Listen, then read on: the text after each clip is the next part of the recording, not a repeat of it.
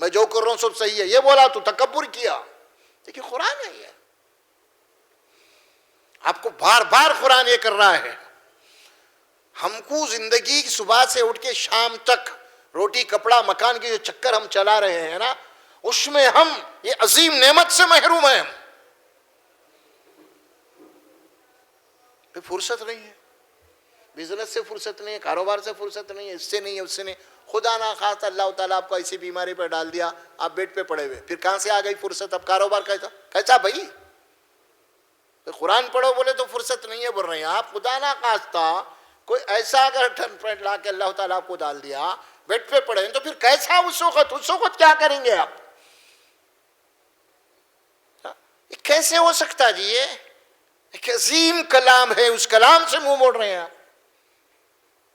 اور قرآن کے متعلق اللہ کے نبی صلی اللہ علیہ وسلم فرماتے ہیں ان ھذل قرآن یسطو کما یسطو الحدید اذا اصابہ الماء. بڑی پیاری حدیث ہے یہ، جس میں ایک تمثیل دی اللہ کے نبی صلی اللہ علیہ وسلم. دیکھو جس طرح لوہے کو زنگ لگ جاتا ہے، پانی لگنے سے زنگ آ جاتا ہے، اسی طرح تمہارے قلوب کے تمہارے دلوں پہ بھی زنگ آ جائے گا. تو صحابہ نے پوچھا وما جلاؤ ہے یا رسول اللہ صلی اللہ علیہ وسلم، اے نبی صلی اللہ علیہ وسلم یہ تو جانتے ہیں ہم دنیا کے اندر پانی پہ لوہے کو زنگ آ گیا تو اس پہ کیا کرنا ہم کو معلوم ہے، لیکن یہ دل کیوں اگر زنگ آ گیا اسے تو نہیں معلوم، کیسا دور کرنا ہے ہمیں؟ یا رسول اللہ ہمیں بتائیے کہ وہ دل کو زنگ آنے کے بعد ہمیں کیا عمل کرنا پڑے گا، کیا علاج کرنا پڑے گا، اس کا نسخہ کیا ہے بتائیے آپ. اللہ کے نبی نے دو باتیں فرمایا، قال تلاوت القرآن و کثرت الموت. تلاوت القرآن، موت کو کثرت سے ہمیشہ حاضر رکھو، مجھے مرنا ہے، اور قرآن کو کثرت سے پڑھو. تلاوت قرآن کو اپنا معمول بنا لو، اور ایسا ہی نہیں خالی رپ رپ رپ پڑھ لیا آپ، نہیں. قرآن اپنے پڑھنے والے کے متعلق کیا کہتا ہے؟ کتاب انزلناہ الیک مبارک لیدبروا آیاتہ ولیتذکر اولو الالباب. دیکھیے قرآن اپنا تعارف خود کروا رہا ہے، کسی کو بولنے کی ضرورت نہیں ہے. یہ سورہ سواد کی آیت اللہ فرماتے ہیں ہم یہ ایک مبارک کتاب تمہارے طرف بھیجے ہیں. مبارکن، تمہیں کیا کرنا ہے اب؟ لیدبروا آیاتہ، اس کی ایک ایک آیت پہ تمہیں ٹھہر ٹھہر کے سمجھ کے آگے بڑھنا ہے پڑھ کے. وَلِيَتَذَكَّرَ أُولُو الْأَلْبَابِ، اور جو عقل والے ہیں نا وہ برابر قرآن سمجھ جاتے ہیں. اب جو اپنے آپ کو جتنا شانہ سمجھ رہا نا، انہیں ہر جگہ شانہ ہے تو قرآن کے بعد بھی شانہ ہوتا انہیں. اب ہر جگہ ہوشیاری کر رہا، یہاں دیوانہ بن کے مولوی مفتی کے چکر میں لگا ہوا ہے، سمجھ میں آ رہا، پھر یہاں ہوشیاری کہاں گئی اس کی؟ نوٹ کمانے میں ہوشیار ہے، بزنس میں ہوشیار ہے، اور معاملہ دین کا آتے مولوی ملا کچھ بھی دے کے اس سے دعا کرا لیں گے. ارے نہیں چلتا یہ قصہ، شیطان کا دھوکہ ہے تمہارے کو. اللہ بولیں گے میں تیرے کو اتنی ہوشیاری دیا تھا، اتنی ہوشیاری، کیا کرا رہے ہوشیاری؟ بزنس کروں، وہ کروں، یہ کروں. پھر یہاں کیا کرا؟ یہ بھی بزنس تھا نا، آ کے جنت کا. کیا بولیں گے آپ؟ قرآن ہے یہ، اللہ فرماتے ہیں کذالک یبین اللہ آیاتہ لکم. فرمایا کہ یتفکرون، اسی طرح ہم اس کتاب کو بھیجیں تمہاری طرف تاکہ اس کی آیات پہ غور کرو.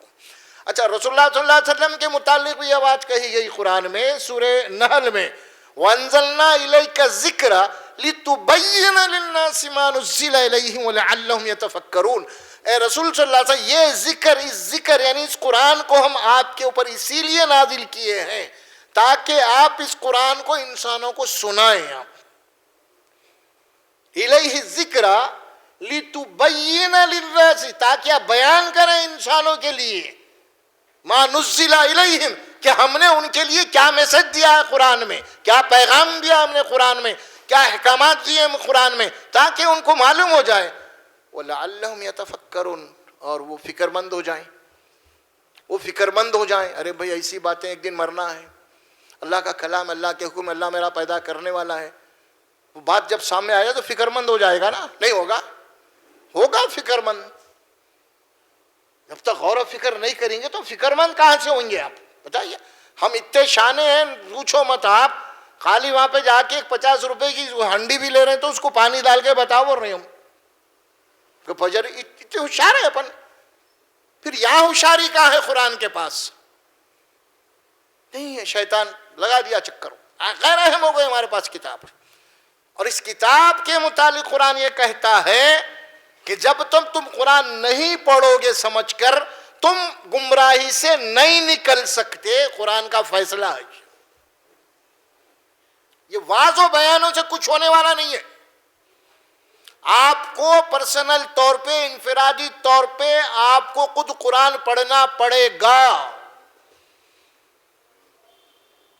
سورہ ابراہیم کی پہلی دوسری آیت ہے، وہاں فرمایا الف لام را کتاب انزلناہ الیک لتخرج الناس من الظلمات الی النور. اے رسول صلی اللہ علیہ وسلم، ہم اس کتاب کو آپ کے لیے اسی لیے نازل کر رہے ہیں، آپ کے اوپر اسی لیے نازل کیے تاکہ آپ اس کتاب کی آیات کے ذریعے سے انسانوں کو اندھیریوں سے نکال کے آپ روشنی میں لا کے کھڑا کریں. نکالیں ان کو اندھیریوں میں سے، آپ روشنی میں لا کے کھڑا کریں.